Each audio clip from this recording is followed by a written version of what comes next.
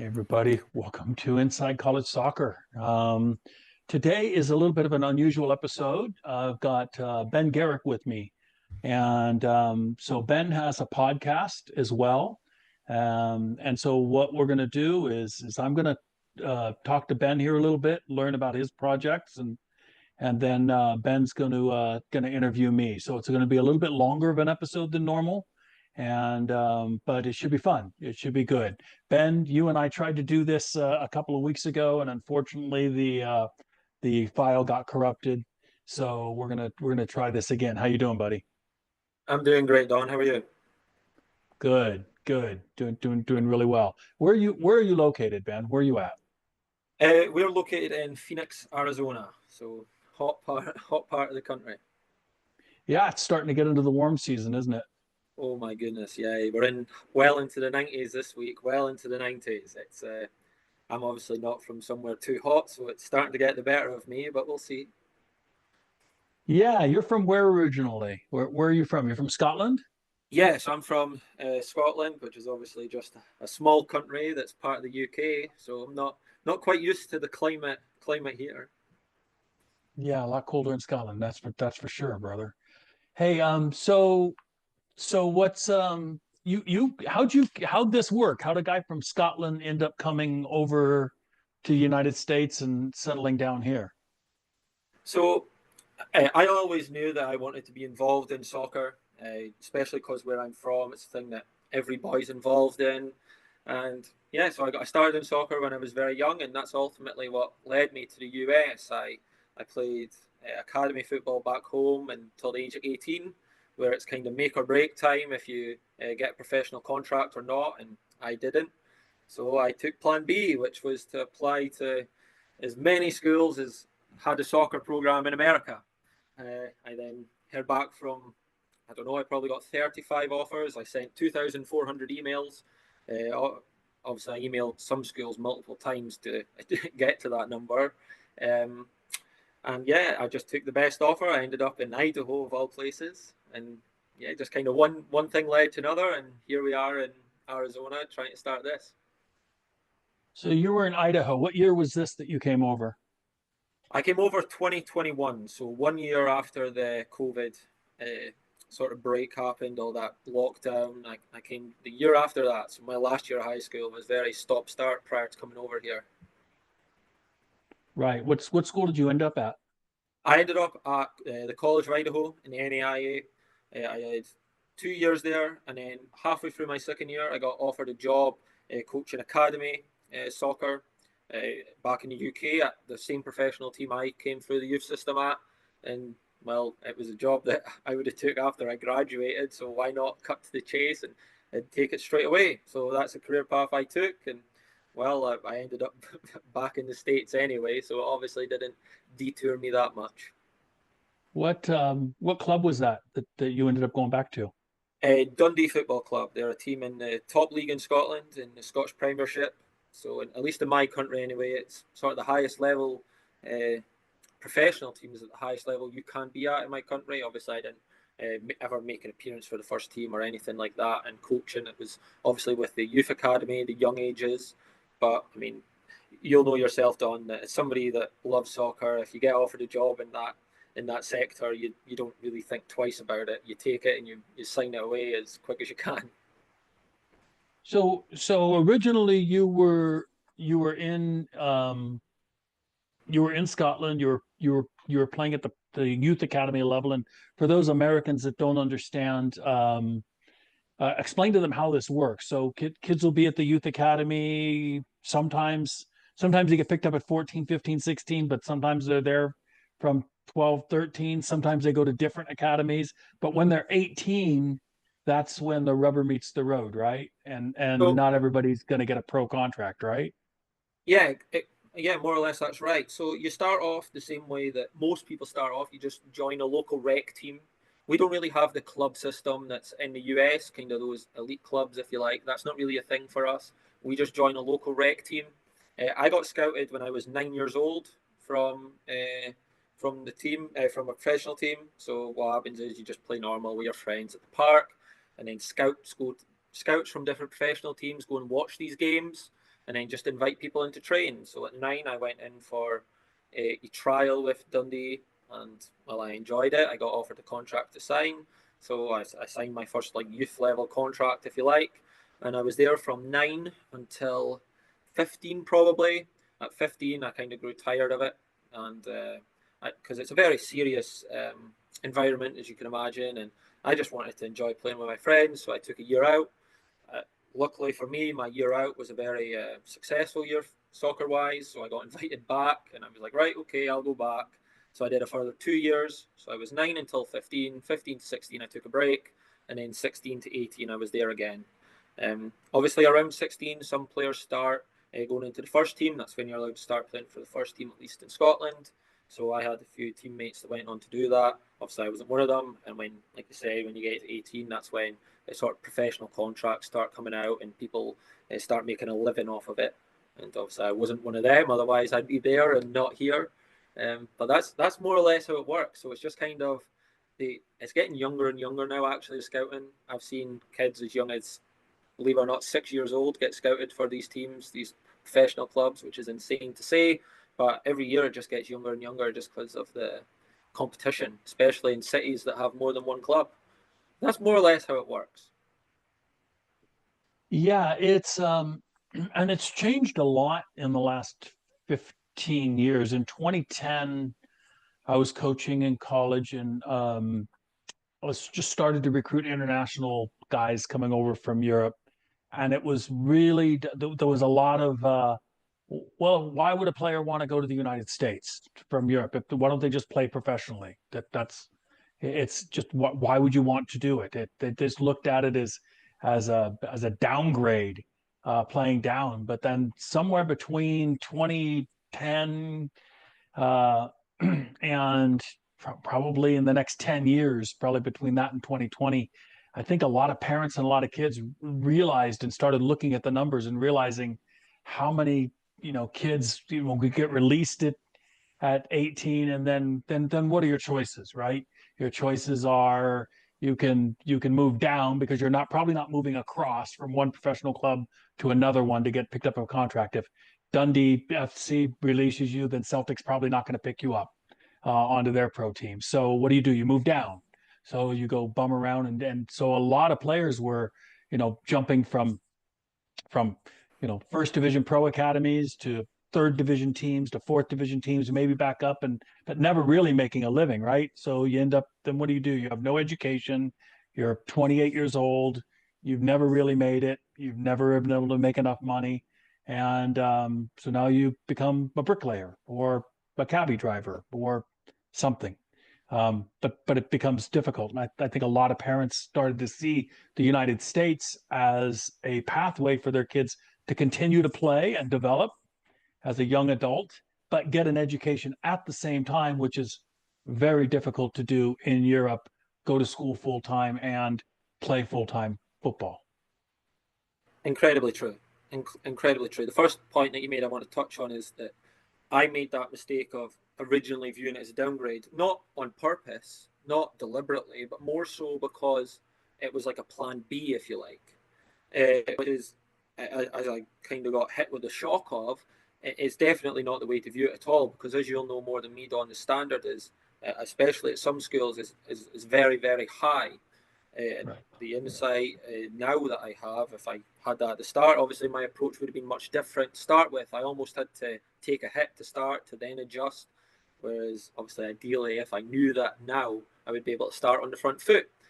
So, listen, that's a mistake I'm sure you've seen millions of times, as you touched on, and it's incredibly true because we don't, because there's not a clear pathway people see. Obviously, people don't realize that a lot of players in America still go on, that play college, still go on to play professional.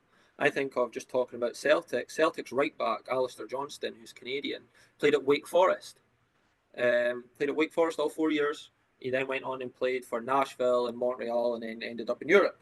So people don't see that it's still a legitimate pathway if that's the course of action you want to take.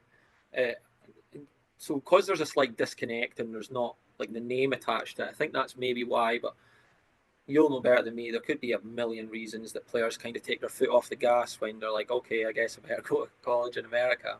At least that was it for me, which is obviously just not the reality at all. But yeah, that's just the reality of it, unfortunately, that I found myself in anyway. So what were the preconceived notions you had about college soccer, and then how when you came over here to America, how different was it from your preconceived notions? Massive. Well, the first thing is that my preconceived notion was when, at least for Europeans back home, or at least for the country I'm from, our sort of stereotypical American, if you like, is physically very good and technically not as good. That's just like the stereotype, you know. So, and my best attribute was always like my left foot. I'm very left-footed. That was what every coach growing up told me. My best attribute was like technically my left foot. Obviously, I'm quite big as well, so I always had that. But that was like my best attribute. So I thought, right, these guys are just going to be like big, cumbersome, you know, fast in a straight line, strong, weight room kind of guys, and not so technical. So I thought, okay, if I just play a bit more technically and I'll be a bit smarter than them.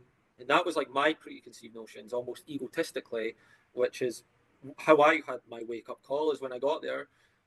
There's that's just not the case at all. Obviously, there is some players like there is in any country, but it's not the overwhelming majority that I thought it was. And there is, like every other country on the planet, a wide range of different types of players. But for whatever reason, that's just not the stereotype we have. I have no idea why. Maybe it's because the language used around soccer in the US is different, even the word soccer or little things like calling them outside backs instead of full backs and stuff like that. People get the wrong stereotype. And we and it's kind of the words that are used are picked apart and go, oh, they use different words, so they don't know what they're talking about, which is, as you come to learn, not the case at all. So, listen, that could be part of it. Could be part of that you're at school at the same time, so you could think these guys are all just worried about education. So if I focus more on the football, I'll be able to excel in that. There's so many little pieces of the puzzle that play into it.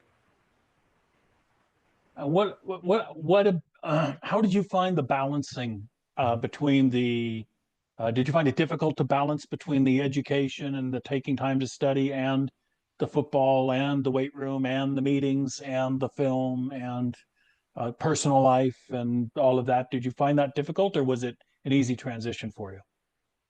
100% found it difficult. Definitely. More so academics with football, or soccer, sorry, is the thing I found by far the hardest, just because I had a very, very strenuous soccer schedule back home, especially I think my latter years of high school, if you like. I was, when I was 17 anyway, I hadn't signed yet back at the academy, so I was still on trial. So I was playing academy games, I was playing for a local semi pro team, I was playing for an under 19s team as well. So I was playing for three teams and my high school, so four teams. So some weeks I would have four games.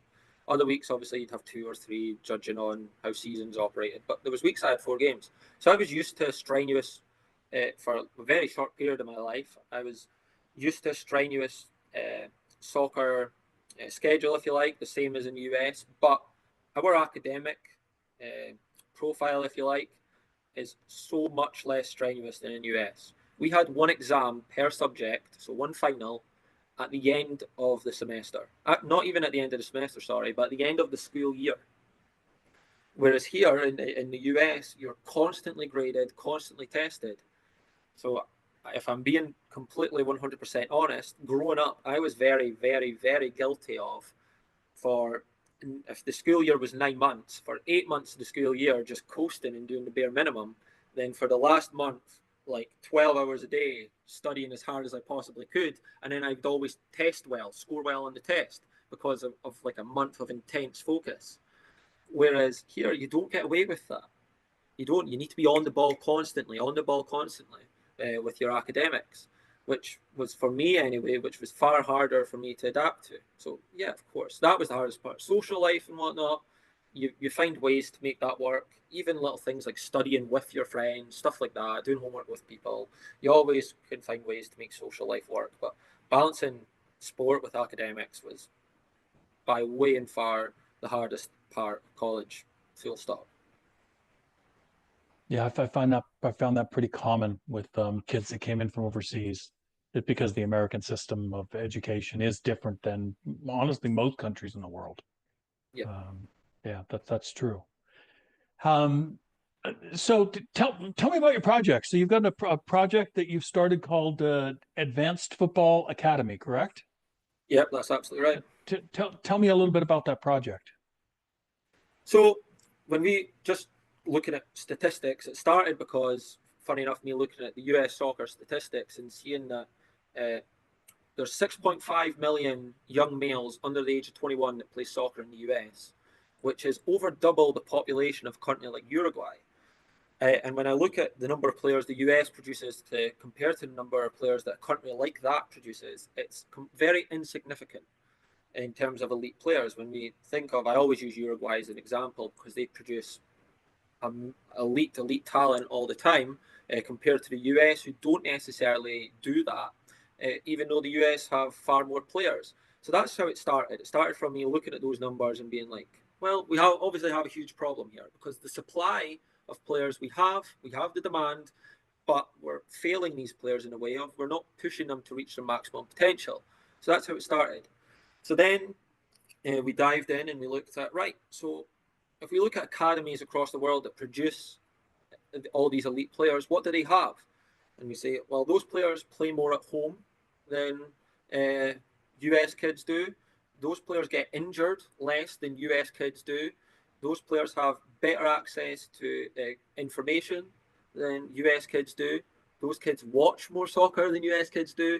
And in some parts of the US, not all parts, especially the last probably 15, 20 years, based on the stats I've looked on, the standards got a lot better. But in some areas, still the standard of coaching is below what's needed for these players. So we looked at all that, and of course with the pricing structure that clubs cost thousands of dollars here, and me and, well, my wife, who's my business partner, funny enough, we looked at that, and so we started with the problem. We're like, how could we solve that problem?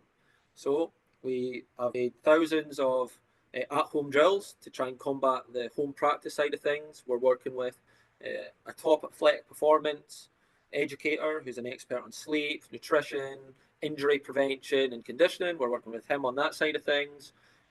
So more or less what we're trying to do is we're trying to bring in that full academy experience to the US digitally.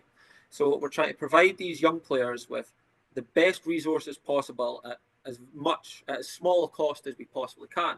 So to try and give these kids every resource they need to reach their maximum potential. That is what we're trying to do. At the end of the day, it's a huge goal, something that'll take years to do. Obviously, it'll take big system changes, but it's something that I think if I put enough of my life into, I can eventually work towards achieving. So those that have followed me and listened to me, I talk ad nauseum about the four pillars of a player: technical, tactical, physical, and mental, Yeah, and that it takes all four of those areas of development for a player to reach their maximum potential. And I think a lot of times, Ben, what happens is um, coaches like to spend a lot of time on the tactical because it makes yeah, them feel the most involved in the game. When I used to teach in United States soccer coaching schools, people would always want to talk about, this formation versus that formation, and how do the wingers work, and how do the strikers work with each other, and what are the movements of the midfielders, and how do the backs work in conjunction with the midfielders, and they want to talk about linking up and combining and combination play and all of these tactical aspects of the game. And then, of course, anybody who's ever played the game understands that you can't do any tactics at all if you don't have a technical foundation. I mean, if your player can't doesn't have a good first touch, and can't drive a ball with their instep, and can't play with both feet, that it's going to be a struggle for them at the next level. But it's the physical and the mental piece that I notice get ignored a lot. Preseason here in the United States, coaches will run their players to death for 2 weeks, and they'll just run them and run them and run them, and then that's it. That's their physical bit for the year. yeah, Sometimes they'll be in college, they'll give them a summer packet. for 10 weeks, and then they'll come in and they'll test them out for a week or two, and then that's it. We'll never talk about fitness at all, other than the weight room in the spring or something like that. And then the mental side of the game really gets ignored by most college coaches. I ignored it because I knew how important it was, and I thought I'd screw my players up if I really started messing with their head. And I didn't want to do that. But I think the combination of all four of those, Ben, sounds like the direction you guys are trying to approach when helping players. Yeah, 100%. And what you're talking about, the tactics, there's absolutely right. Coaches lean into the tactical side of the game because it's got the shortest feedback loop for them. They're like, okay, we work on if you do this and you do this at this game, it gets us a better result. And then they see that tactical adaptation got them a better result that weekend. So it's a quick feedback loop for them and saying, oh, well, I worked on the tactics of that and we won this game. So let's try and improve the tactics again next week. And then we might win more games. It's all it has is the shortest feedback loop in terms of positive reinforcement for coaches to keep working on that. Whereas things like technical improvement and mental improvement take months, if not years, to develop. So the feedback loop is much wider and takes much longer to complete before coaches see any progress. So it's much harder for them to stay consistent with it. But what you're saying about how we're working on stuff is absolutely right. We work on the physical side of things, like I said, with our athletic performance expert. He gives players all the information they'll ever need on sleep, on nutrition, on injury prevention, and on conditioning, which are obviously the four major parts of physical development. Then we look at the mental side of things. We do interviews with knowledgeable coaches with years of experience like yourself. We also do interviews we've got a few now with professional players. Recorded one with the guy that plays for Hearts in the top league in Scotland a few weeks ago, and another guy who was with Dundee and is now with Arbroath. Another two huge clubs in Scotland. That's going to come out soon as well. So we've got player insights from sort of the mentality, if you like, from these top professionals. So young players can see, right, well, these guys are at an elite level. Where do I need to be mentally to get to that? So we work on the mental side through that. We work on the technical side. Like I said, we've got a catalogue of 1,000. Well, we're trying to get to 1,000. We're in the multiple hundreds now. We must be close to 1,000 of at-home technical drills that players can do with just a ball. The most they'll ever need, other than a ball, is a wall, and that's it.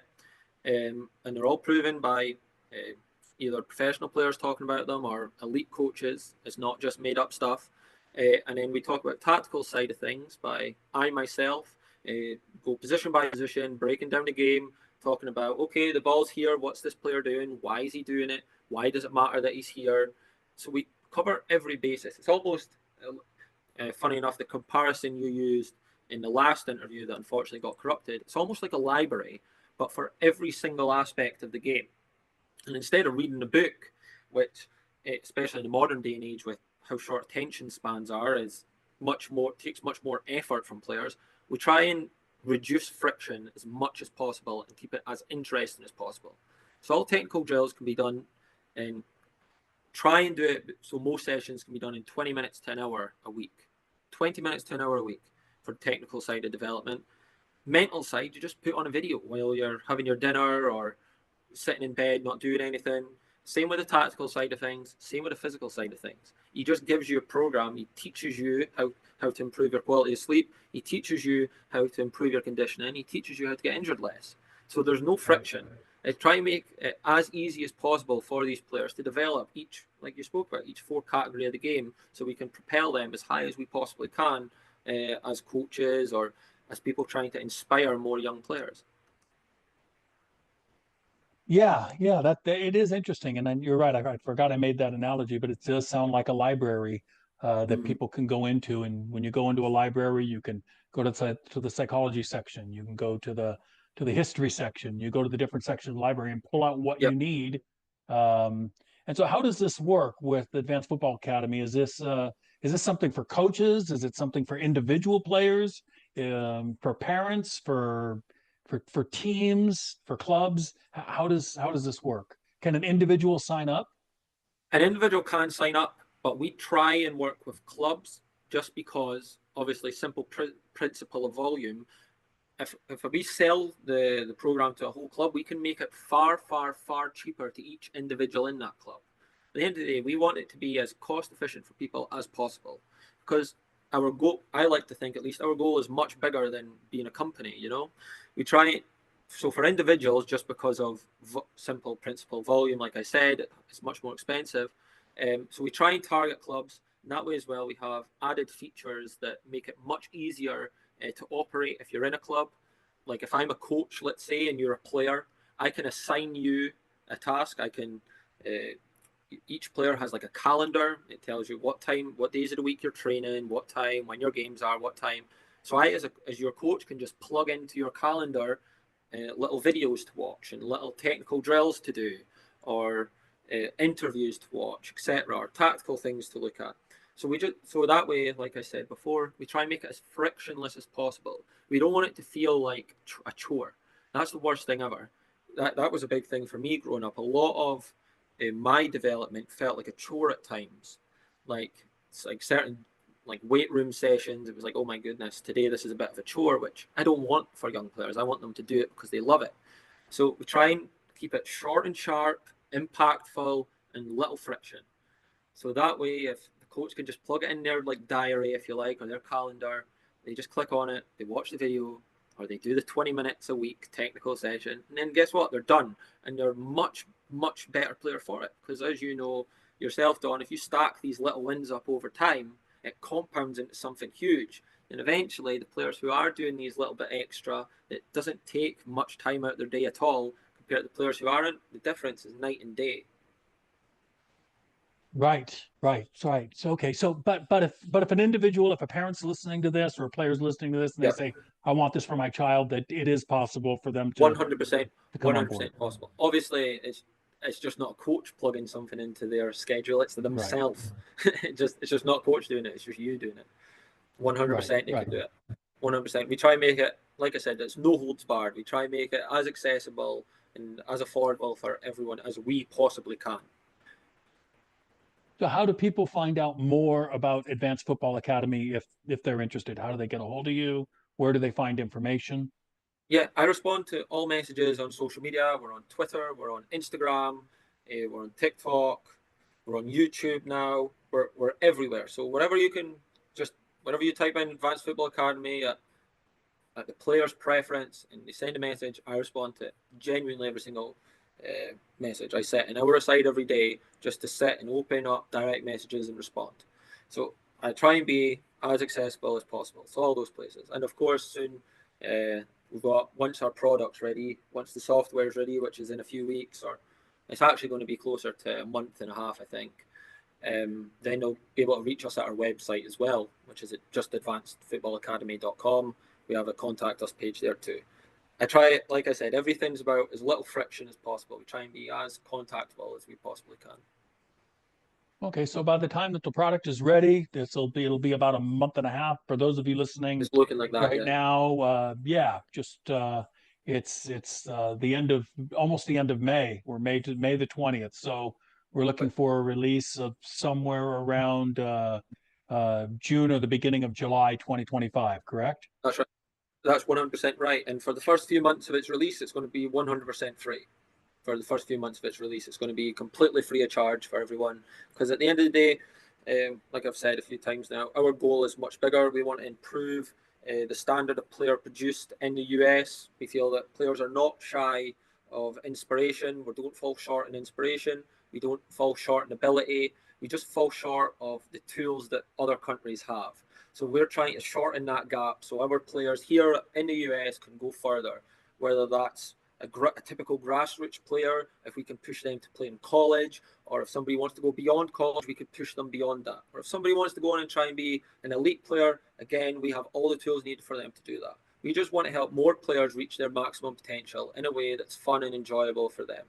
So we're going to let everyone use it for free for the first few months, trial it, let us know what problems there are with it, and we'll make improvements. So then players who use it in the future again can get more benefit from it. All right, Ben. Well, thank you, and you can follow Ben. I found him on X, on Twitter, Yep. so you can follow him there. And he said he's on Instagram, YouTube. is look at all major platforms. You can do a search for Advanced Football Academy and you'll find him. Thanks, Ben. So we're going to take a little bit of break right now, and I'm going to pause this, and we'll come right back.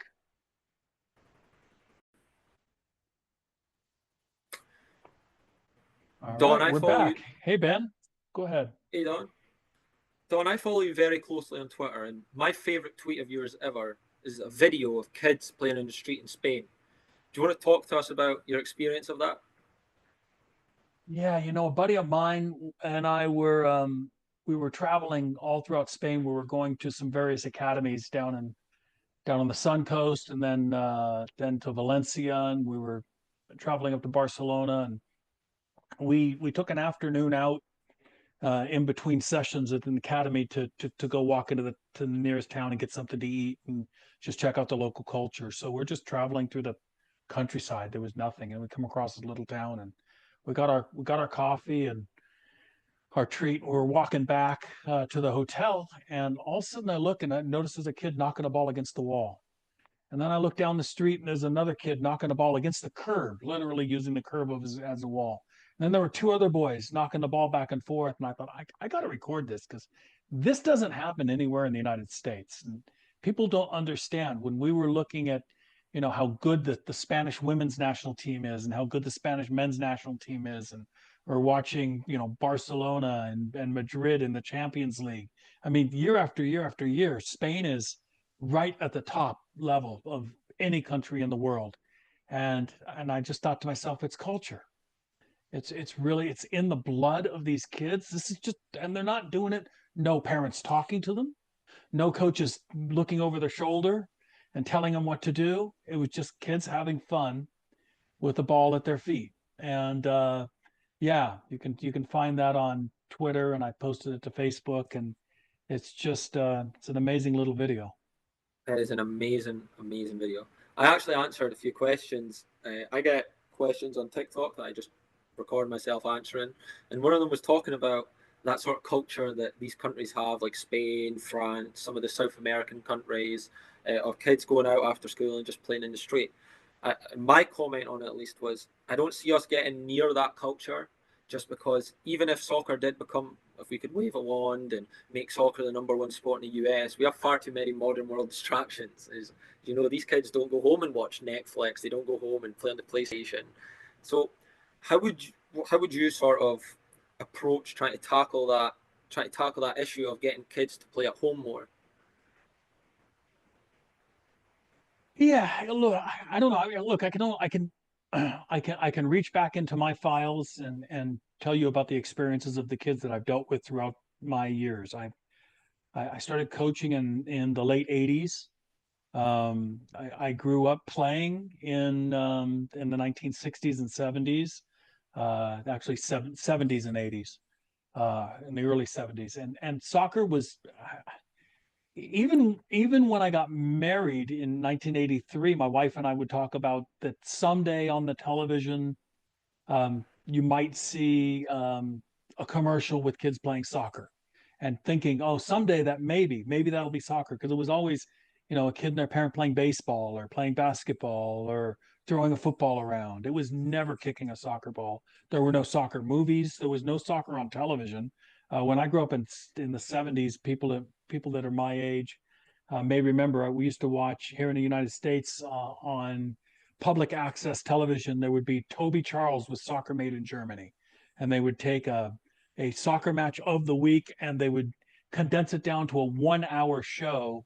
And Toby Charles was an English presenter that would present the match. He was the commentator, and he was somewhere in England watching this on a screen and recording over it, and then they would put it on public, and that was it. Once a week, I would look forward to Sunday afternoon Soccer Made in Germany, and that's all there was. That's all there was. It wasn't until the 19 the, to the mid to late night the late 1980s, and the early 90s, when the English league, even before the Premier League, they would have a 1 hour weekly show that started to come on deep cable.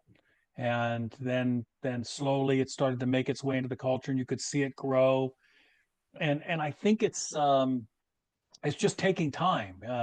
We're talking about a sport that our parents, for the most part, didn't play at all. So I was a first generation soccer player. And now my kids, my oldest son is going to be 40, and he's got a child that's playing. So now, if they come over here to grandpa's house, you know, soccer's on. And that's a generational thing that starts to create a bit of a passion in kids, where kids grow up thinking about soccer instead of saying, oh, this is a sport that I'm being introduced to at 10, 12 years old, which is what me and my buddies were doing. Um, and we didn't grow up with it, and we didn't know much about it.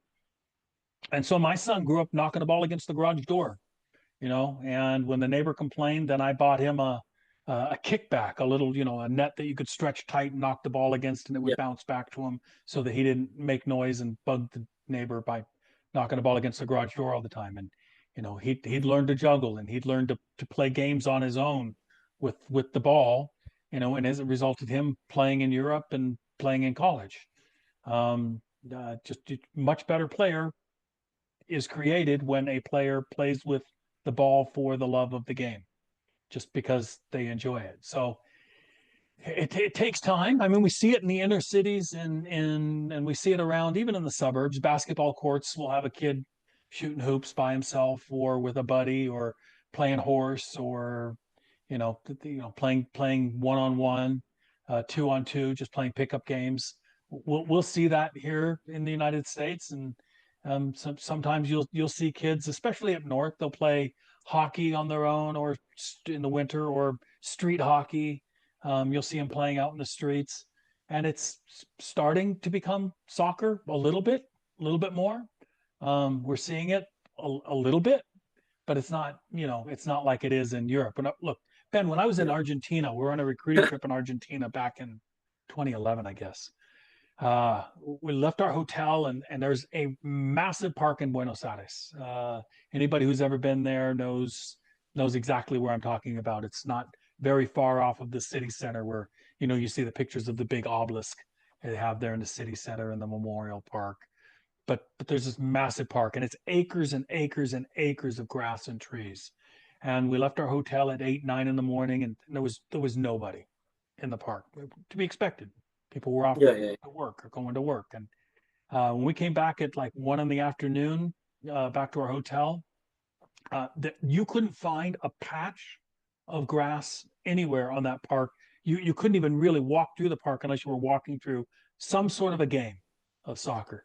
And it was either 1v1s, 2v2s, 5v5, 11v11s, 10v10, just whoever showed up, and they were playing, and they were playing in different games all over, and using two trees as a goal, or tipping over a park bench for a goal, or to knock the ball against, and or moving garbage cans over to make goals, or taking off shoes and putting down jackets, so just whatever they could do to mark out their field and their goals, and they were just playing. And that would go on till the lights, till it got dark and people went home. wow. And it's culturally, it's just part of their soul.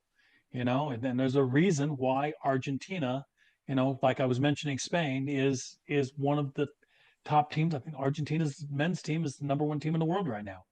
And there's a reason. It's because it's in the soul and the passion of their people. Look, when you watch the news in Argentina, it's insane. And people think I'm making this up, but you turn on the news at night at 10 o'clock, and it starts with soccer stories. Yep. And then it goes off to the weather, and then maybe the president got shot that day. I don't know, something. And then back to soccer stories again. So even the biggest stories in the country were buried deep and sandwiched between stories of football, of soccer. And that's really what the passion of the people is, and it carries through into a great footballing nation, into a great soccer nation. I mean, it's you know they tried to start up the NFL in Europe, and it failed because it didn't capture the imagination and the culture of the people. And here in the United States, it's the number one sport here in the United States for a reason: American football, NFL. And kids like it, and adults like it, and it's part of who we are. It's our sport. You know what I'm saying? It's Yep. our sport for our culture. And baseball, it has a nickname, America's pastime. It's kind of our sport and it's our Yeah. culture. And it's just soccer's not there yet. I think it's the fifth most popular sport. Some polls say it's the fourth, but it's somewhere around there. It's certainly not the Yeah. first or the second or the third, most popular sport in the country when it No. comes to watching the pros and players being involved. 100%. So for those people that aren't in those communities where there's a little bit of playing on the streets now, if for the people that are kind of on their own little island of wanting to go out and practice individually, what would you recommend they do? Well, look, the most powerful tool that any player has is a ball and a wall. So if you go to our Sports Recruiting USA blogs on our website, you can find an article on there that I put together probably this article 30 years ago. It's 28 different things to do with a ball and a wall. And that's just one individual. And then you can, players, if you and your buddy, you can play games. You can play, handball or racquetball with a ball and a wall. Yeah. Right? And we've got different games we used to play with our players.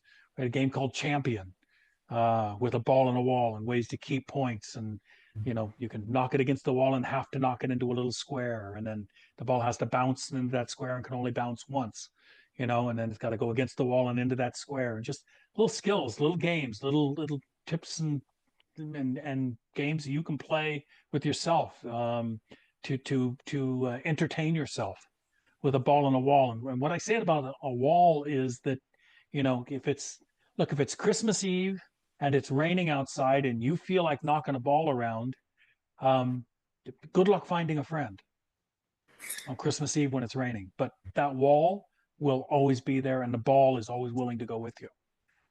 It's never going to say no. It's never going to say it's too cold. That wall can become your best friend. And, some players find it boring and they don't really like it. And they just want to play in games. Um, I get it. I get it. But it's no different than a basketball player going out and shooting by himself, just shooting free throws, right? That's right. Or just seeing different tricks that he can do and trying to see different spins that he can put off the backboard and make it go in, or seeing if he can hit the backboard from these different angles and make it go in, and seeing if he can, make it swish and not hit the rim at all. And how many, then if you can do it once and you can do it twice, how many times can you do it in a row? Can you do it 5? Can you do it 10? Then can you do it left-handed, right? And it's no different than those kinds of challenge for a player, right? Players can take a piece of chalk, like sidewalk chalk. If they've got a wall, go down to your local school. And there's schools are made out of massive brick or cinder block or, concrete walls. And, you can sidewalk chalk on them and it'll brush right off. You can make an X here and an X there and down low. And you can say, can I hit that X 5 times in a row? Now, can I do it with my left foot? Now can I hit that one 5 times in a row? Now, can I do it with my left foot? Can I spin it with the outside of my right and can I hit that X? How many times in a row can I do it? Can I do it from here? Can I do it from there? Can I do it from there? And there's all kinds of before you know it, you're out there for an hour, hour and a half, 2 hours because you're playing games. That's what you're doing. You're not going to Yep. train because your parents told you had to, or because your coach said you needed to do these 5 drills today. I mean, that's as you said in our podcast before. You don't want it. You don't want players to look at this as a chore. Yep. But if they can see it as a game, if they can have fun with it, and they can create challenges for themselves that make it interesting and make it difficult uh, for themselves, and then when they achieve those goals, then it's rewarding and it feels good. And so you create a new set of goals, and then you achieve those, and it's rewarding and it feels good. And then pretty soon you notice you're a better player.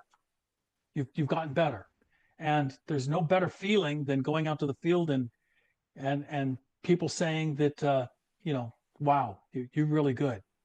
You've really gotten better.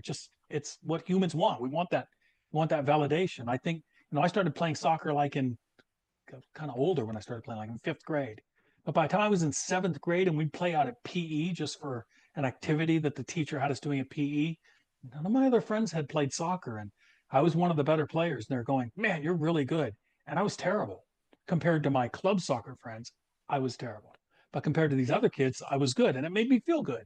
And I think that's probably one of the things that kept me going. So I think players Yep. finding things that they're passionate about, Ben, and then Exactly. having fun with them, and then noticing the improvement, it will carry them. It will carry them forward. It's Definitely. just no fun to play when you're not getting better at anything, right? You're not, if you're playing the violin 3 hours a day and you're not getting any better, it's no fun. You're going to quit the violin. Yep. I posted I posted a video on all my social medias a few weeks ago of, I post ball and wall stuff or at home training sessions. I post them daily, every day religiously. I'll post a at home training session. I posted a training session a few weeks ago where the audio was the sound of a Premier League player talking about the importance of hitting the ball against the wall for 30 minutes a day. He said just 30 minutes a day. Left foot, right foot, receive it with the outside of your foot, receive it with the inside of your foot, put the ball in the air, just 30 minutes a day. And the thing is, after a week of doing it 30 minutes a day, you'll notice no difference. After 2 weeks of working on your passing, your first touch against the wall, after 2 weeks, you will notice no difference. After 3 weeks, you'll notice no difference. But after 10 weeks, after 11 weeks, after 15 weeks, you'll look at these players that you thought were far better than you, and you'll go, oh, he's not as good as I remember. But it's not that they've got worse, it's that you've got so much better. It's just that we don't see it because you get 0.1% better every day. Every time you do it for 30 minutes, you get 0.1% better. And so going from where you are now to where you'll be tomorrow is not noticeable. You will not see it. But if you forget about sort of measuring and you just think, right, and focus on the habit of, right, I've not been out against the wall today, it's time to go out against the wall. And then you go hit the ball against the wall for 30 minutes. If you pile enough of those sessions up on top of each other, they stack. And they stack a lot quicker than people think if you stop measuring against other people, against yourself last week. You just go on and just focus on reps. You focus on and have concentrated reps. You hit the ball against the wall with your right foot, left foot, right foot, left foot. And you try and get as quality as you can. 30 minutes a day, as you'll know, is more than enough. And over time, you'll stack these little wins up to a certain point where you're catching up players that you never thought you would catch up, and you're passing them. And all of a sudden, people are talking about how good you look. And you're like, well, and it comes faster than you think. It really does. So I couldn't agree more with what you're saying about these little fun games as well. If you can draw the little chalk on the wall and stuff, it's amazing. And you just need to do 20, 30 minutes a day. It doesn't need to be anything extensive. It just needs to become a habit. You just need to love that habit. Yeah, and Ben, that's true for anything. I mean, if you'll go into the weight room and you'll notice I'm not getting stronger, my body's not looking different, and the next day I'm not getting stronger. My body. Most people by 2 weeks, 3 weeks, they quit. They quit. I go to the gym. I go to the gym every day, and I always disdain, man. The worst time of the year to be in the gym for me is January 2nd, 3rd, 4th, 5th, 6th, 7th, 8th, 9th, 10th, 11th, 12th, 13th, 14th, 15th of January. Because everybody, New Year's resolution, I'm going to get fit. And you can't Yeah. get into a machine, you can't get to a weight. And I just wait it out. By the 15th of January, you notice a drop off. By the end of January, it's back to normal. Everybody's quit. They're not doing it anymore because they don't see results. Yeah. And so that goes that way with anything, with juggling. I mean, if a player can't juggle at all, like I can't juggle 3 times, I tell them, look, nothing wrong with this. Pick up the ball in your hands, drop it onto your right foot, and see if you can catch it. Then drop it onto your left foot, see if you can catch it. Right catch, left catch, right catch, left catch. If you can walk forward just 10 feet doing it that way, right, left, then try right, left catch, right, left catch. Just add one. And then try right, left, right catch, right, left, right catch, right, left, right catch. It doesn't have to be, I can flick it up over my head and I can start juggling 50 times all at once. It doesn't have to be that way. In fact, it probably won't work that way. But, one turns into two, and two turns into three, and three turns into four, and four turns into five. And pretty soon, before you know it, you're walking right, left, right, left, right, left, down to the end of the field and back Yeah. before you know it. But it happens one step at a time. and one little bit at a time. So when I teach little kids to juggle, that's how I teach them. I don't show them, I'll show them what the end product looks like for fun. And then I'll say, do you know how you get there? I'm going to show you how you get there. Right catch, left catch. That's how you get there, one step at a time. And I think we can apply that to everything in life, from what we eat. Your next meal is the most important meal of your life. What you eat. Your next sleep is the most important sleep of your life. Right? Your next run is the most important run of your life. Your next session with your team is the most important session of your life. And if you just keep that approach every time that you go out and do something, and you put all of your effort and energy into that thing that you're doing at that moment, in that moment, eventually, like you said, it's an eighth of a percent increase, and it's a 16th of a percent increase, and it's a 10th of a percent increase, and it's a half of a percent increase. But if you do that throughout the year, all of a sudden you're a 10, 15% better player than you were last year. Yep. And that's a significant jump. Huge. The hardest thing in the world for young players is to focus on inputs instead of outcomes. And social media doesn't help with it, because even when you YouTube like drills for midfielders or whatever, it doesn't matter. And you look at these players who you deem as far better than you, and you go, right, I'm going to start doing all these drills. And then you do them for 1 or 2 weeks, and you realize that you're not at the level that guy's at yet. You're going, oh, well, the drills don't work. But instead of, it's such an amazing mindset for a young player to have, of just focusing on the habit and not worrying about the outcome.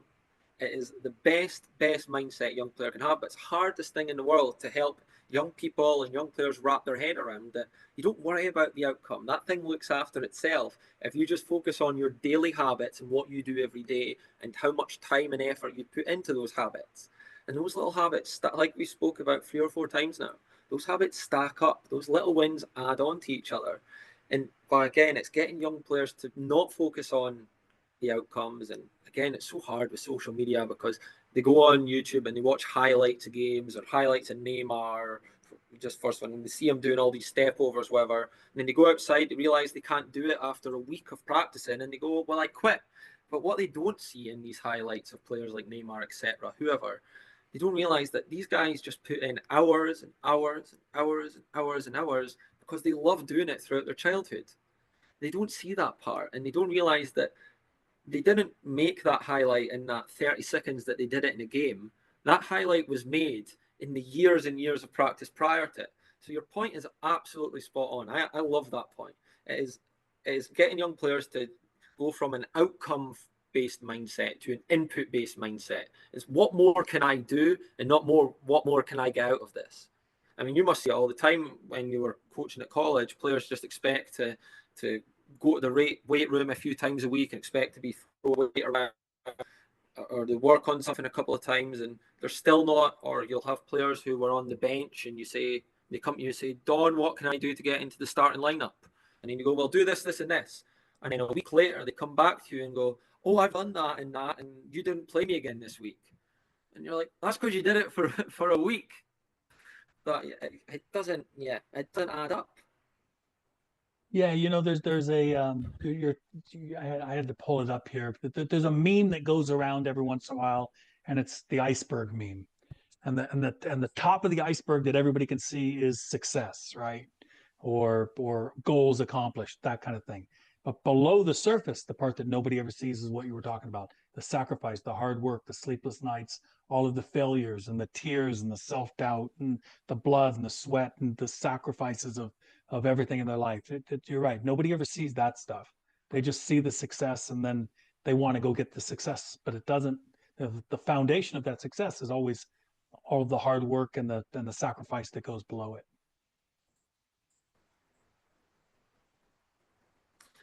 Yeah, again, you'll know more than me, but when I think about it,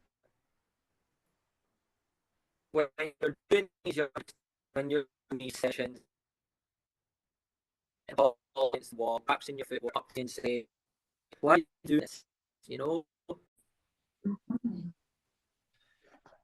Yeah, with that's exactly it. I mean, the thing is, when you're out, you're kicking the ball against the wall, you're doing these little 30-minute on your own sessions.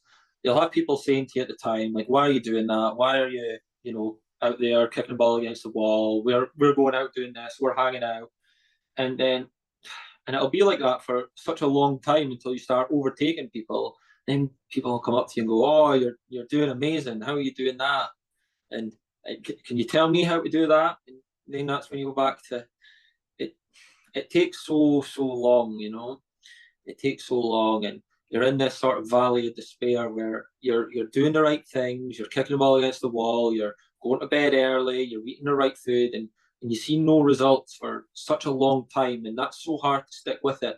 But if you can stick with it just through that period, those few months of I'm seeing no results, I'm doing all the right things, the outcome on the other end is huge. And that's when it comes down to how much do you love it.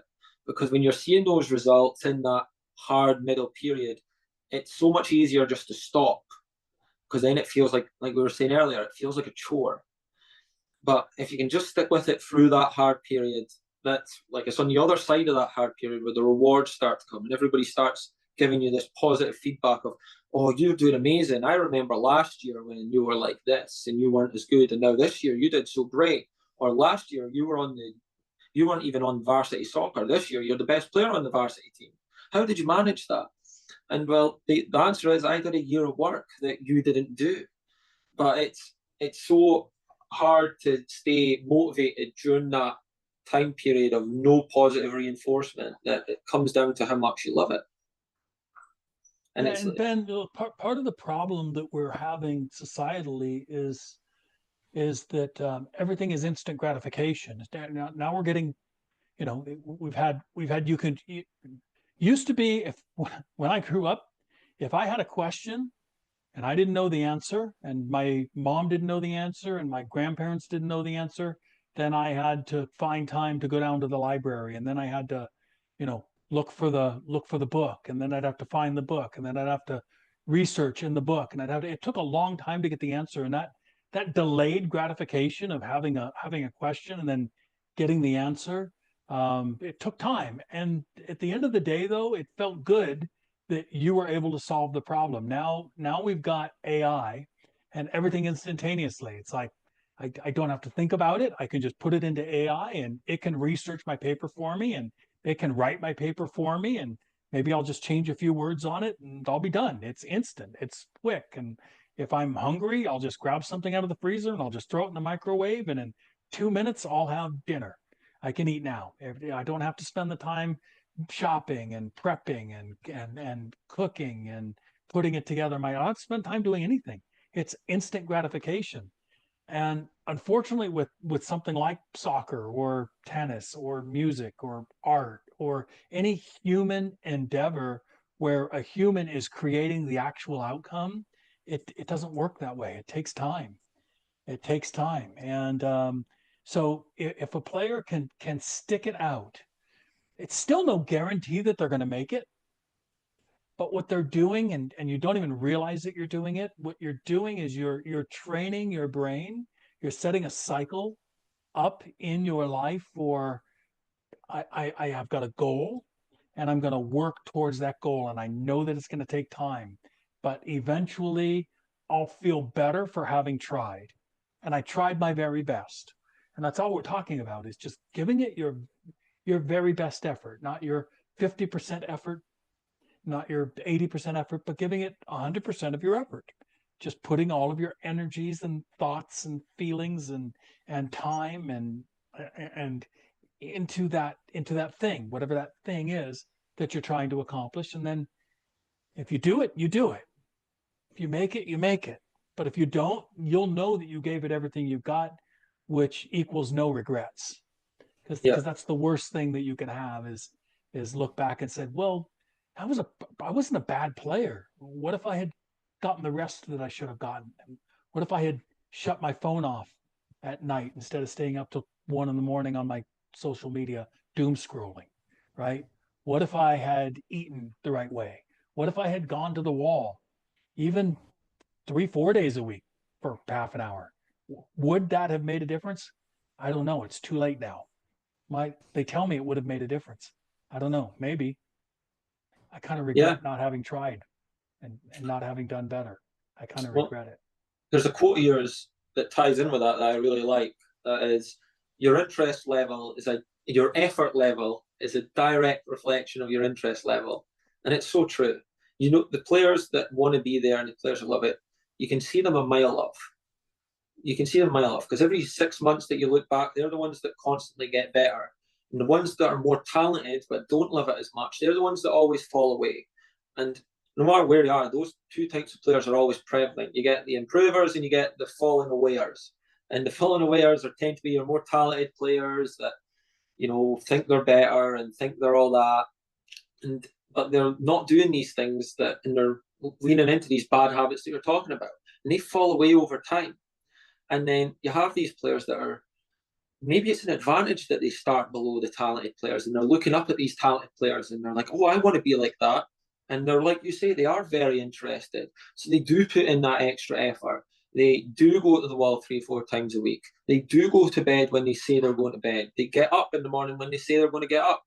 They make sure that the little things matter. They realize that how you do something is how you do everything. And they always catch the better players up. In fact, there's a thing that we talk about in academies back home, and it's that the most talented player is rarely in a team is rarely the player that makes it. It's usually the second or the third most talented player on the team because they have somebody to aim for. They have somebody to catch because it's harder for those number one talented players to stay that interested throughout the whole youth development process till they're 18 years old. And like I said, they're the fading awares.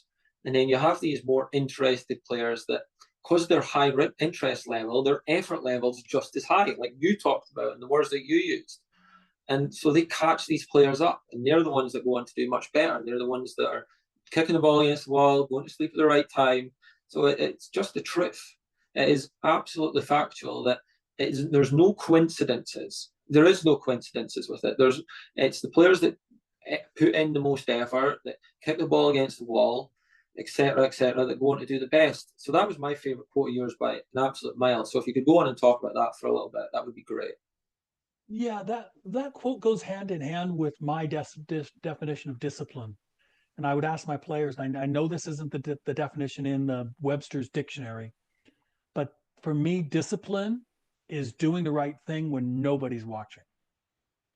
That's a disciplined player. So, you know, I always loved it at the college or at the high school when I coached, or at the club when I coached club, and I'm down maybe lining the fields, right, or maybe working on the fences, or maybe I'm just driving by, and I see a player training on their own. And it's like, oh man, that kid wants it. And the next day I drive by and the player's at the track, and the next day I'm popping in on the weight room and I notice that player's in the weight room. It's like, man, this kid's disciplined. This kid really wants this. And as a coach, I always say coaches have favorite players. Doesn't mean that we play favorites, but we have favorites.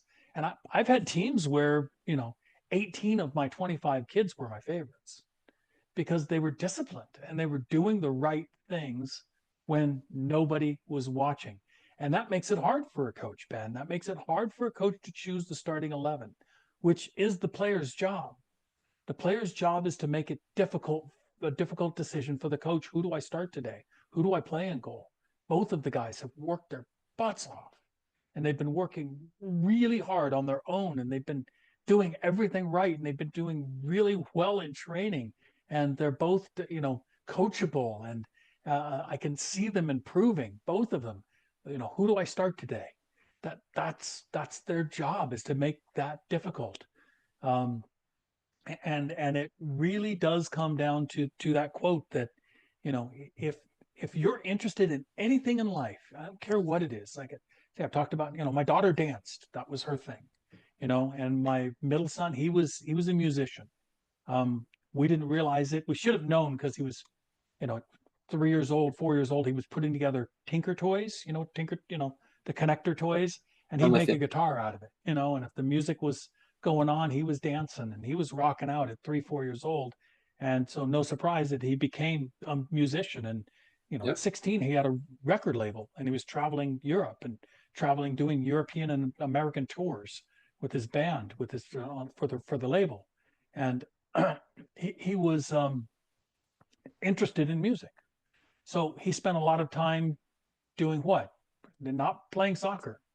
He wasn't that into it, and so he quit by the time he was like 9. He just Yeah. wasn't that into it, and he wasn't into sports really, and he wasn't into video games really. He was into music. So he spent a Yeah. lot of time in music, and then guess what? He got better at music, and Yeah. he got really good so that he could play the drums and play the guitar and play the bass, and could play a little bit of keyboards and could sing. And he was really into music. So that's what he spent time doing. My daughter, the same thing with dance. She got a little tap board. Mothers and fathers out there with their kids that are in dance will know what I'm talking about.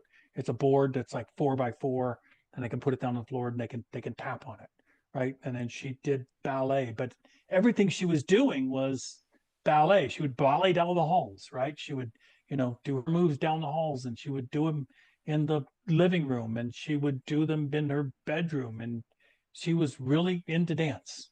So she spent a lot of time doing dance, and as a result, she got a lot better at dance. And my son, told you the story earlier in the podcast about my son and the wall and the juggling and the soccer, because that's all he was into. And he collected World Cup cards. And the 1994 World Cup came into town.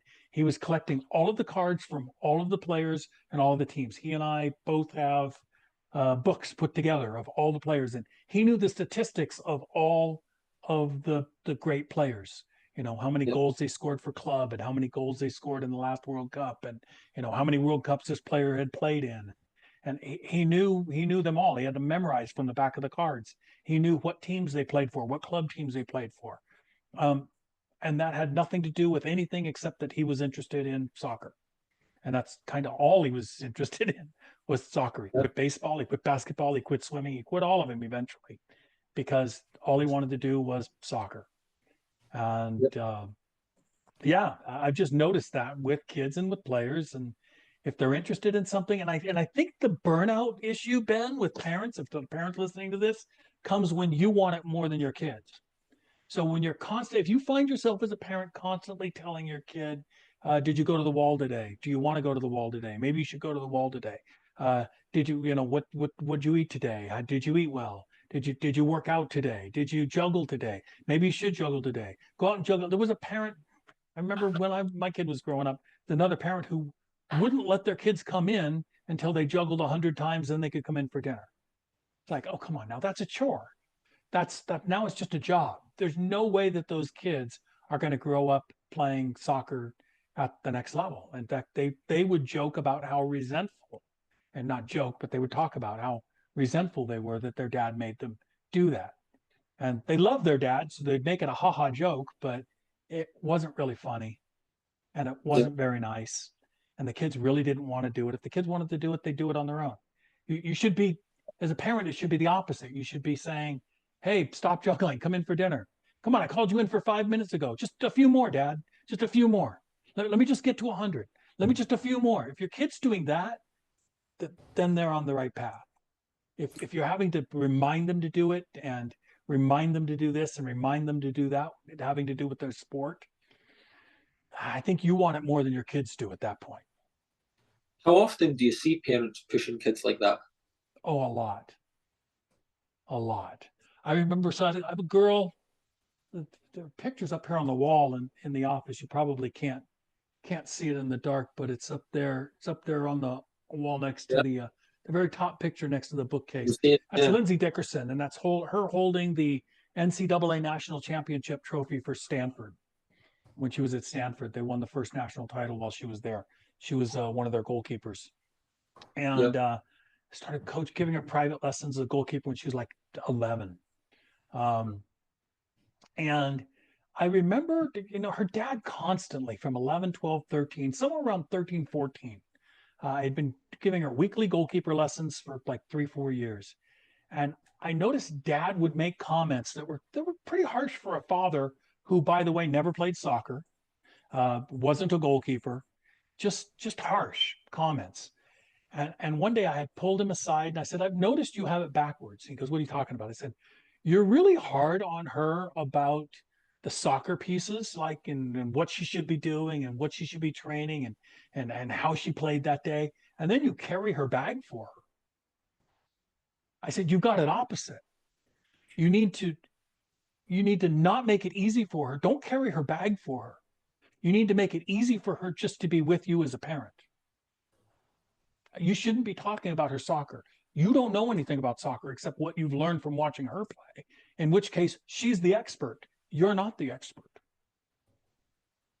So why don't you try that? And he did.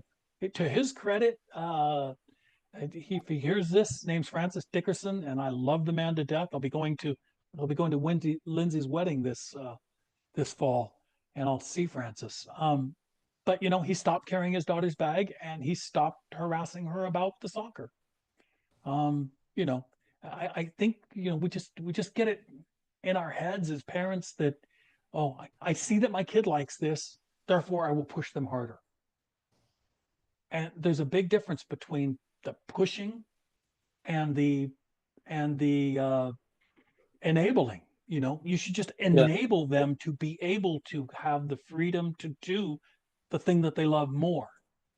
Yeah. And I love it when parents show interest, by the way. I mean, you know, parents should that don't know soccer here in the United States, especially, but you should learn that it's offside, not offsides, right? You should learn the technical terminologies of the game, and you should Yeah. know the difference between offside and not offside, and you should learn the difference between what is a foul and what isn't a foul, and you Yeah. should know the difference between when pushing and shoving around in the box is acceptable and when it's not. You should show interest in whatever your kids do. If your kids into music, then you should become interested in music so that you can have something in common with them. That Yeah. part's good, but there's a difference between that and pushing your kid. When my kid wanted to go to training, Ben, so I was a goalkeeper. I was a goalkeeper, and I was a goalkeeper Yeah. coach. And my kid grew up watching me play as a goalkeeper, and also watched me coach professionally as a goalkeeper in college and in the pros.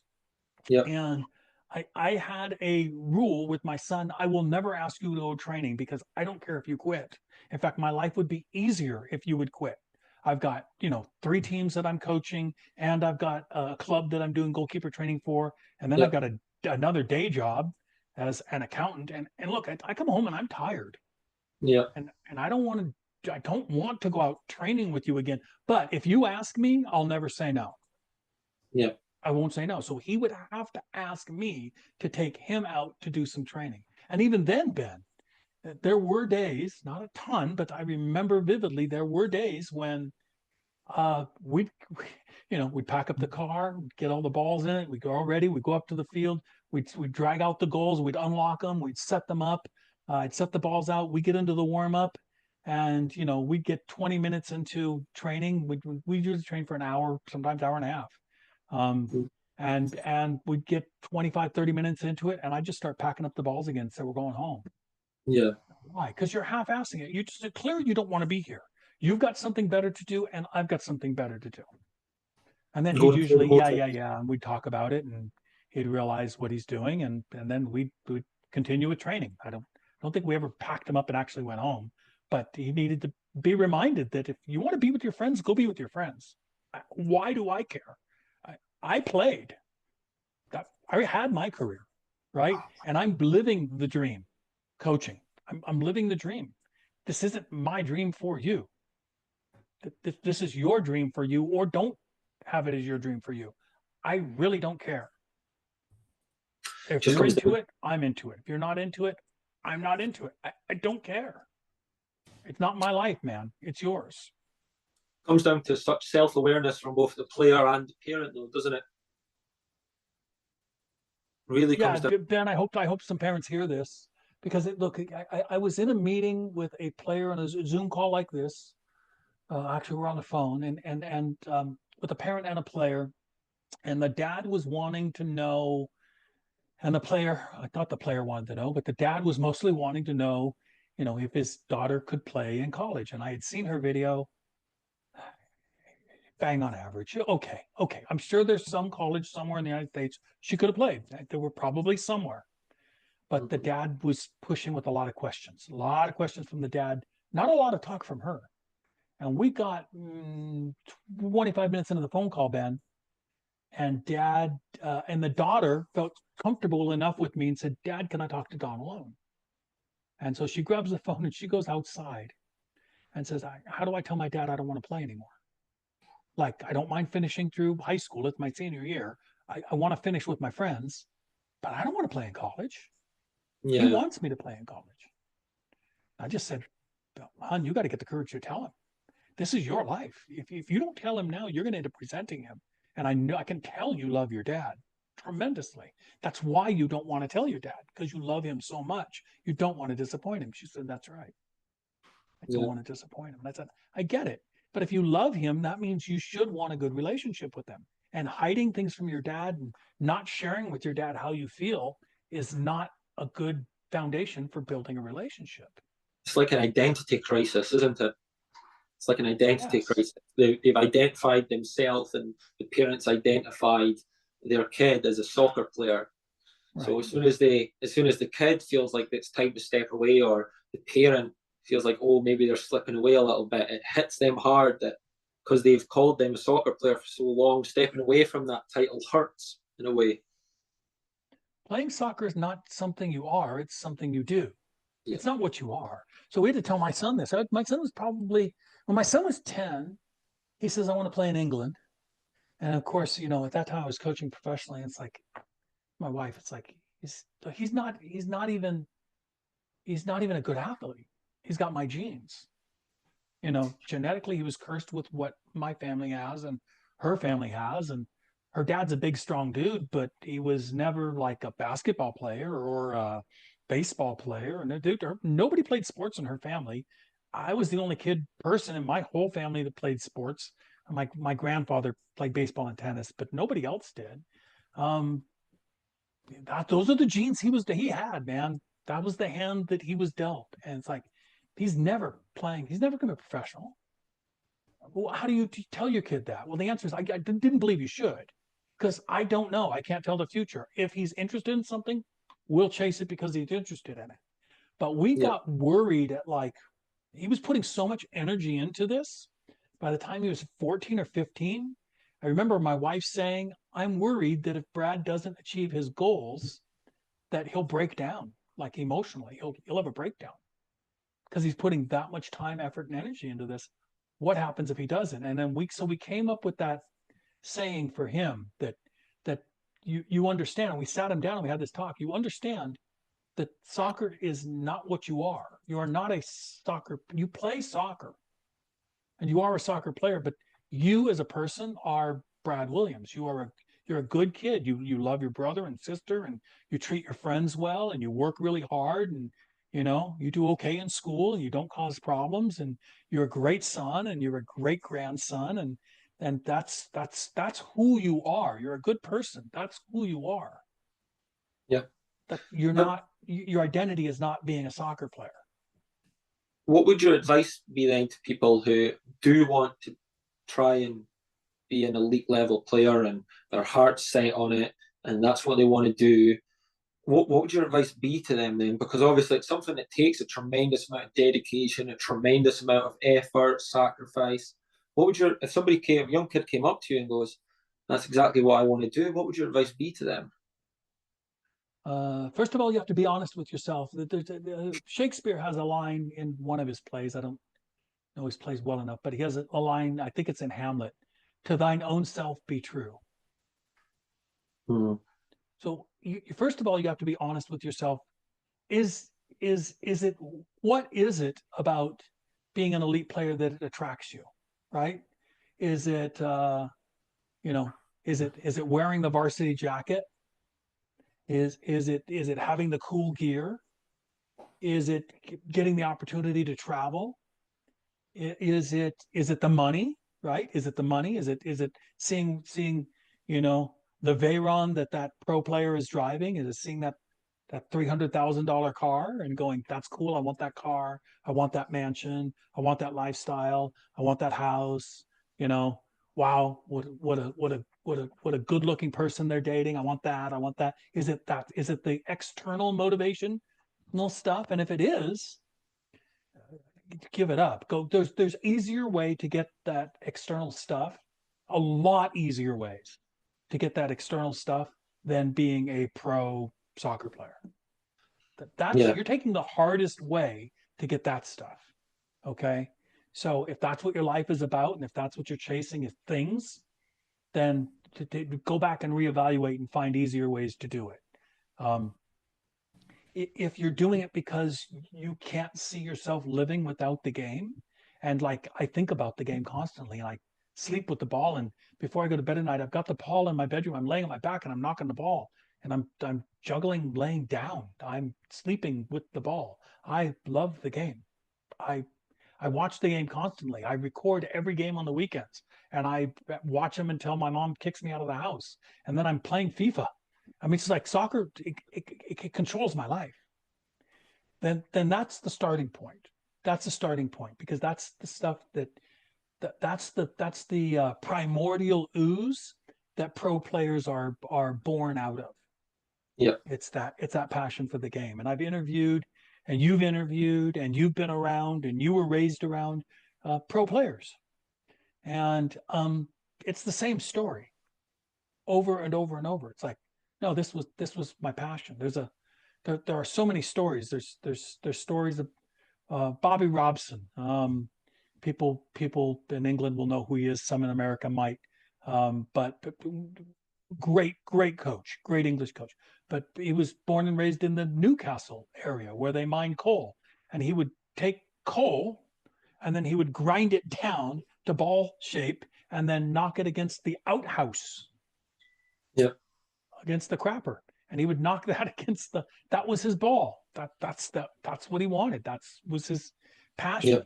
There's a story about Alex Ferguson when he was in Scotland and he was playing Dundee United. Makes sense. I think, and wasn't getting along with the manager at all. The manager hated him so much, he said, "You're not allowed in the training grounds." And he was still under contract, so he was still getting paid. He would go down every morning. He would knock the ball against the outside wall of the parking lot. So everybody parked their cars, and there was a wall there, and he would knock it against the outside wall of the stadium. And the manager came by and it's like, "I told you can't be here." And he says, "No, you told me I couldn't come into training. I'm not. I'm out here against the wall."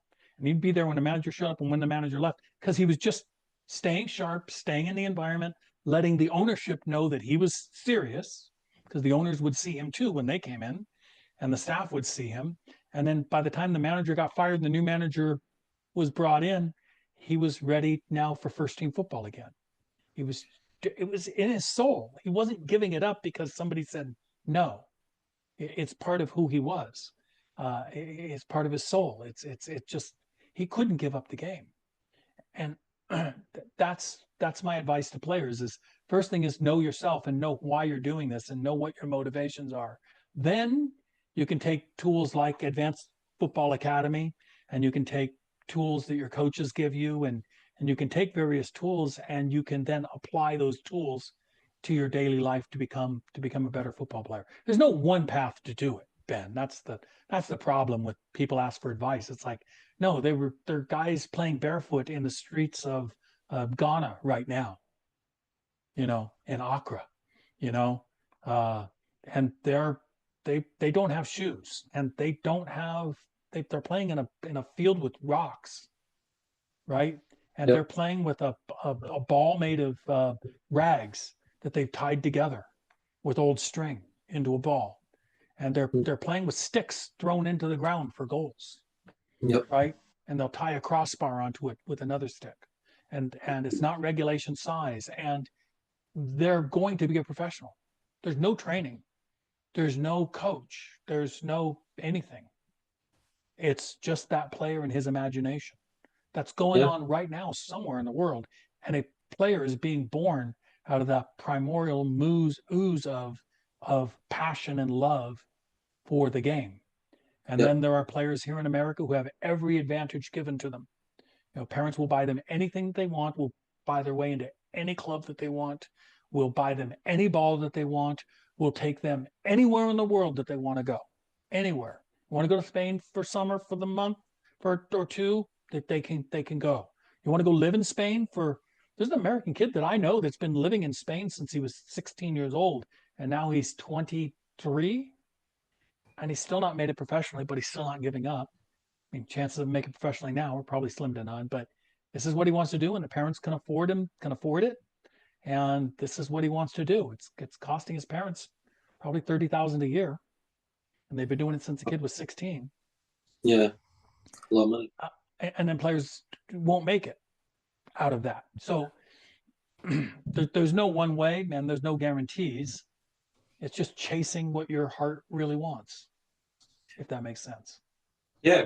Well, based on what you're saying, it sounds like two things are important to make it professionally. And the first is your interest level is a direct reflection of your effort level, or the other way around, how much you put in. And the second is then the same thing that we said earlier, that you focus on your inputs and not your outcomes. You focus on your daily habits and what you're doing on a daily basis. Like you said at the start of what you were talking about, a lot of players try and get into it for the wrong reasons and have these external motivators instead of being motivated to do the daily aspects well. And they're the two things that really matter. It's how interested and how much you love the game, number one. And number two, are you focused on improving daily? Are you focused on what you are in control of and not what's out with your control?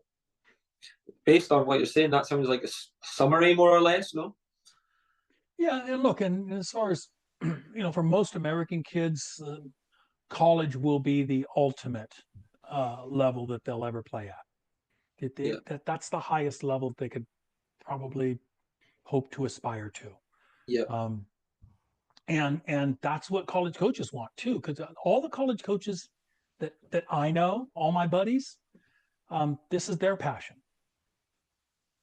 They've dedicated their life to this sport, and nobody wants to hang around people that aren't just interested in what they're interested in. Yeah, that's right. They want to hang around people who are just as passionate as they are, and that's what they're looking for. So yeah, you gotta once you can, if you convince a coach that you are just as passionate about the sport as they are, B, that you're just as interested in helping them with their team and their careers as they are, that's 60-70% of getting recruited right there by a college coach. It's like, no, this kid really likes our school and they really like our team and our team likes them. And this kid's really into soccer.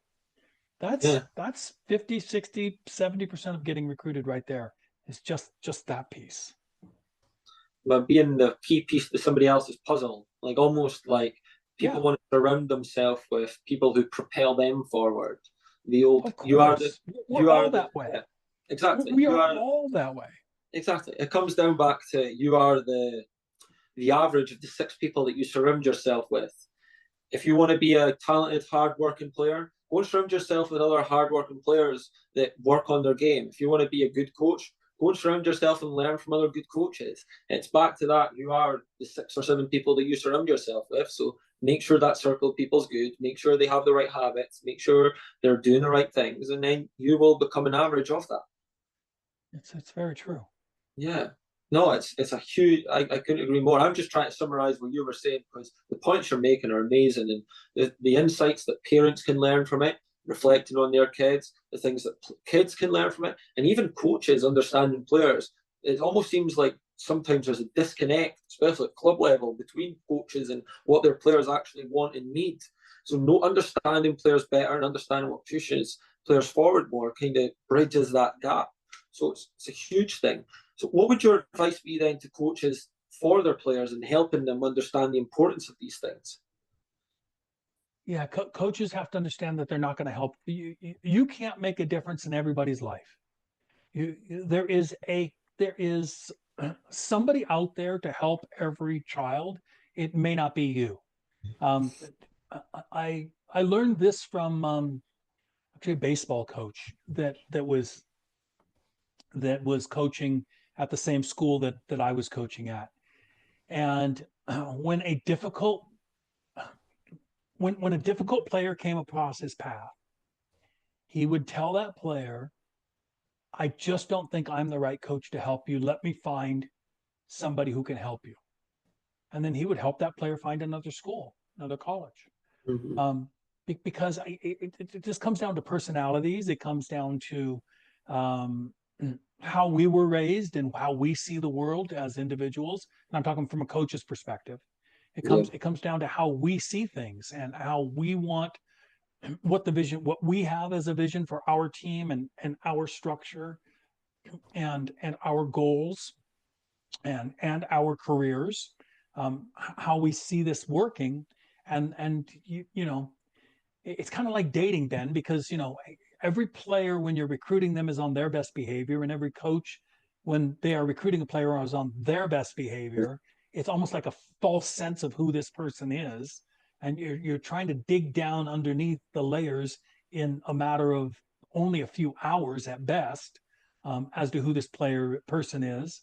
Um, but the only thing that really reveals who that person is time and pressure, right? So, when you lose your first games and when things aren't going well, and when the coach is having to deal with difficult players or difficult situations, and having to answer to their athletic directors and all of that, then you find out who that coach really is. And same thing, when the player isn't starting, right, or not getting the minutes that they want, or have a breakup with their boyfriend or girlfriend or whatever, and or things aren't going well at home, then the pressure on that player, you start to find out, or struggles in class, right?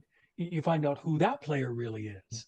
And then after 3-4 months of that, you start to realize, I can't be around this person anymore. Yeah. We don't get along. We don't see the world the same way. And so coaches realize you're not going to save the world. Okay, that's my first bit of advice to coaches. Um, you're not going to save the world. You're not going to save every player. It is your responsibility at that point to help that player find somebody else who can help them. And look, sometimes this is where good assistant coaches come into play. I've had players that have been with me for 4 years at college that I didn't get along with at all. I would just step away from certain roles in dealing with that player, and I would let another coach step into the roles of dealing with that player. So I had certain assistants coaches that would discipline certain players because I wasn't the right person to do it. If I mentioned the same thing to the player that the assistant mentioned, that player would bristle. They'd rebuff. They'd pull back. They'd go defensive. And that the assistant coach could tell that player same thing, and there was no defensiveness because they got along well. So my second bit of advice to coaches is to surround yourself with good assistant coaches who don't necessarily see everything the same as you see. I think too many, especially younger head coaches, but a lot of even older head coaches, they surround themselves with assistants who are just like them, Yes, who Ben. think like them, who kind of see the world the same way they see the world. And while you can't be at opposites all the time, and there's certain things that are non-negotiable that you have to see the same together. How the structure of the team is going to work, and how the rules are going to be enforced and upheld and all of that. But having somebody with a diverse set of life experiences than you have it, and seeing the world differently than you do, can be really, really helpful to a coaching staff, and it's to the benefit of the players. So it sounds like you think that a lack of ego and humility and self awareness is really important for good coaches. Yeah, I was the one thing, for all the things that players, especially players that didn't like me, um, and didn't get along with me, for all the things they could say about me, the one thing they could never say about me was I was never afraid to go, I screwed up. I made a mistake. I shouldn't have done that. And I was never afraid if I humiliated a player and the team knew about it, or if I, yelled at a player inappropriately or I would apologize to them publicly in front of the team. I always thought that was really important, that the players knew that I was a human, that I make mistakes, and that I was willing to own those mistakes, and I was willing to try to make things right. Um, it's okay to make mistakes. You just want to try not to make the same mistakes over and over and over, and never make corrections. No, that's amazing. I mean, at least in my opinion, mistakes are the most valuable thing that not just a player, not just a coach, but a human being can make just to grow. So that ability that you're talking about to review your mistakes and really think about them and admit that you got some things wrong is such an excellent, excellent tool for coaches, players, and human beings in general. What an amazing, amazing piece of advice.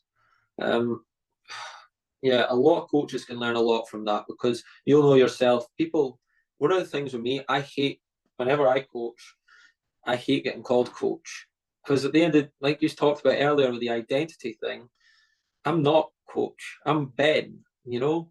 So a lot of people get that coach title and lean into it too far. There's nothing wrong with command and respect. There's nothing wrong with wanting your players to have a level of respect for you, but it's when it gets too far and ego comes into play that a lot of harm can be done to teams. So what you're talking about there with realizing that you're just a human being, that you're still Don, and when you're coaching, and you're not just this coach with this big title in front of his name. It really does make things a lot easier for players. It really reduces tension, takes a lot of pressure off as well. I mean, you'll know yourself being in the college game. How much pressure do these players feel? They feel immense amounts of pressure. Academically, schedule wise, they're busy, they're missing classes and need to catch up on them because they're traveling for soccer. So taking pressure off is huge, especially just with your background. If you can talk about coaches' roles, especially in college, of taking that pressure off the players a little bit, how big would you say that is? Yeah, it's for me. It was always this goes back to what we were talking about before, Ben. When we're talking about building daily habits, and so as a coach, high school and college, I would make sure that the players knew that everybody was held to the same accountability standards. So we would do grade checks. Usually we usually did 3 grade checks per semester. And if a player came back with bad reports, and I would explain to them how this works. Look, you could come back, current grade is a D, but the comments from the teacher were they were really struggling with the concept, but they've worked really hard. I think they'll be able to pull this up with a C at the end of the semester. They turn in all their work. I said, that's not a suspension. That's you struggled with the subject and you're trying really hard and you're doing your best. I have no problem with that. But if the comment was a D, yeah, hasn't turned in the homework assignments, didn't miss 2 tests, doesn't show up to class. When they do show up, they show late. They won't stop talking in class. They're very disruptive. You're suspended. And I don't care if you're our leading goal scorer. You're suspended. School is, you can be. We have a saying in college. We call them student athletes. You'll notice that the word student comes before athlete. And I know there are jerks out there that want to go, yeah, if you're a good enough player, they'll let you get away with anything. It's like, I don't want to hear it. I don't want to hear it. That there are exceptions to there are people getting away with things everywhere in everything. Just because you get away with something doesn't mean it's the right thing to do. Doesn't mean that you're a good person doing the right thing just because you got away with it.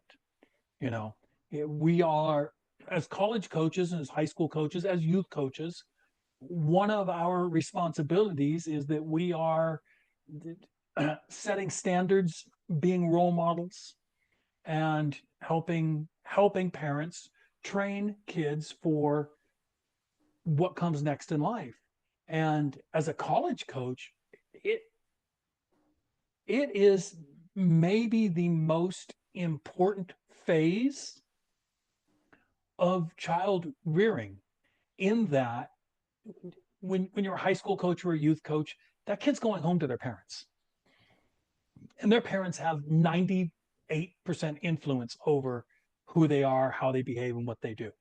When a kid goes off to college and they aren't around their parents, the coaching staff takes on that role of the adult mentor, teacher, leader in lieu of the parents, and now it's 90% on the coach and 10% on the parents. Yeah. So the parents aren't around, and the kids will do They will go as far as you let them go. They will push the boundaries as far as you will allow them to push them. And if they see a weakness in the defense, they will exploit it. And they will 100% take advantage of it. And I always hated in college. I hated the 24-hour drinking rule. You can't drink 24 hours before a game. It's here in the United States, at least in California, and I think in most of our states, the drinking age is 21. So an 18-year-old cannot, an 18-year-old is breaking the law if they drink or smoke marijuana, right? Or take illegal drugs. Obviously, they're named illegal drugs for a reason, right? And at 19, they're breaking the law. And at 20, they're breaking the law. Typically it's only maybe your senior year that you can legally drink, right? Or smoke weed. So what are we talking about here? I'm not going to give you permission to break the law.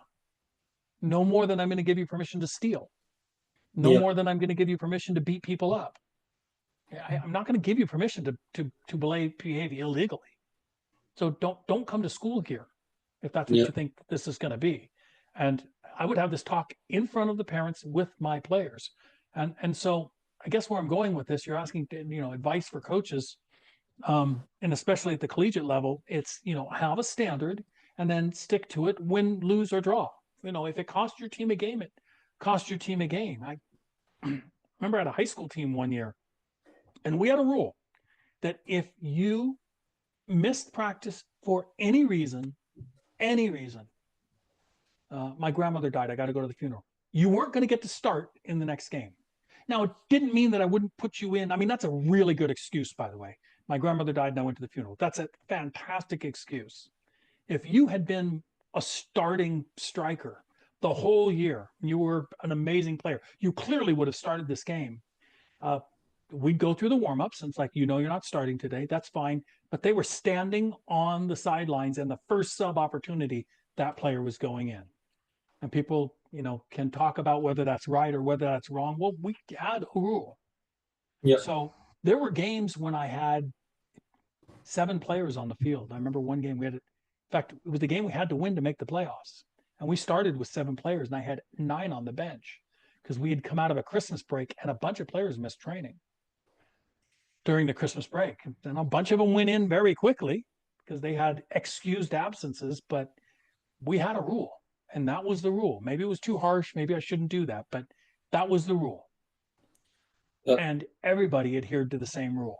And I think that's where coaches get accused of playing favorites, Ben, is when they make a lot of exceptions to the rules that they had made because they want to win, or because they really like that kid better than that kid.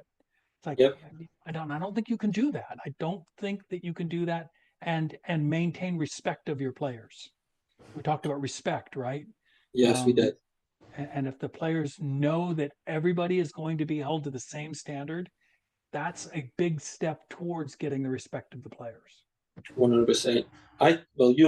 You'll know maybe just from my feed, I talk about the importance of having an intentional culture all the time. So rules, standards that are intentionally set are absolutely crucial. Absolutely crucial. I preach about them all the time. So hearing that from somebody like you, for me, is amazing. Is an amazing positive feedback loop, if you like. That I've kind of hit the nail on the head with that one, selfishly. If you could, Don, you've been a coach for over 35 years. You've coached at high school, college, professional. If you could leave people with just one piece of wisdom that you've learned over your career that applies to coaches, players, and parents, what would that one piece of wisdom for them be? My favorite saying is, and it's been on all my emails for many, many years now, the way you train is the way you play.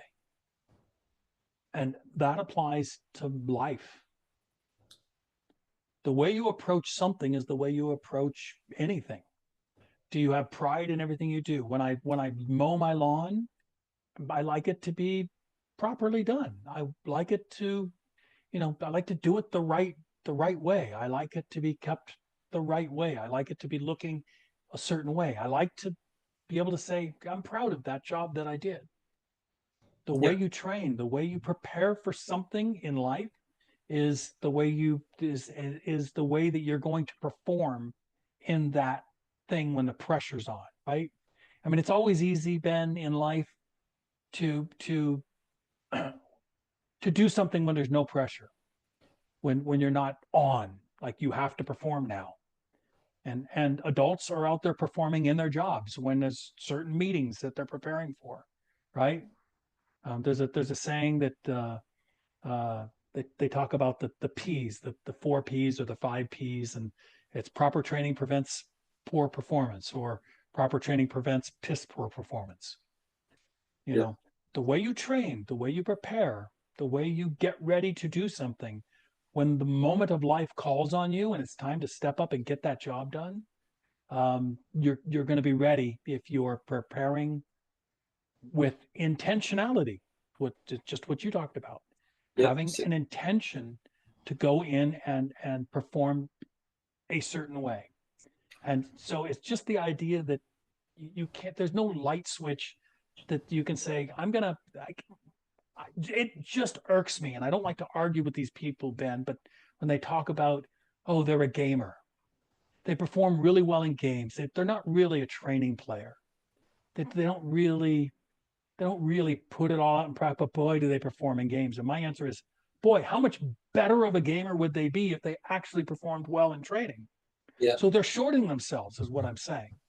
They're shorting themselves. They're cheating themselves. But when you're talking about a team sport, they're also shorting their teammates. Yeah. Right. That there's some coaches have rules, Ben, long rules, right? Don't do this, don't do that, can't do this, can't do that. Boom. Here's a list of rules, sign them. Towards the end of my coaching career, we had one rule: never let your teammates down. Anything you think about, anything that you choose to do, will this hurt? Will this let my teammates down in any way? If I stay up till 2 a.m. over my girlfriend's house before the game, and then I go back and I don't get enough rest, and therefore I am performing 10% less than optimal, is that letting my teammates down? Yeah. Definitely. Then that's the rule. Then you've got your own answer to your own, should I do this or should I do that? And I think you can apply that to life. Never let my family down, never let my wife down, or my husband, or my whatever. Right. Never let them down, by just trying to do the right thing constantly. And look, we all fail, right? We've all failed, and we've all fallen short. Nobody has ever been perfect or will be perfect. But can you find it within yourself to make that correction, make that about face, turn around and go the other direction if you're walking the wrong way? If you're rowing in the boat, another analogy we would use all the time is, look, it's okay to rest sometimes and not pull the oar as hard as you possibly can. We all need to rest sometime. What's not okay to do is to turn around opposite way and row against the direction the team's rowing. That's not okay. Yeah. That's not okay. It's okay to not push forward all the time, because sometimes you need a break, but it's not okay to intentionally do something that damages the team. 100%.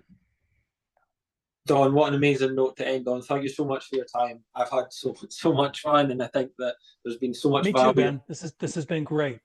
It has been so much fun. I think there's been a lot of value for everyone to unpack here. Parents, players, coaches. I think there's a lot of insights that people can learn from. So yeah, I can't thank you enough.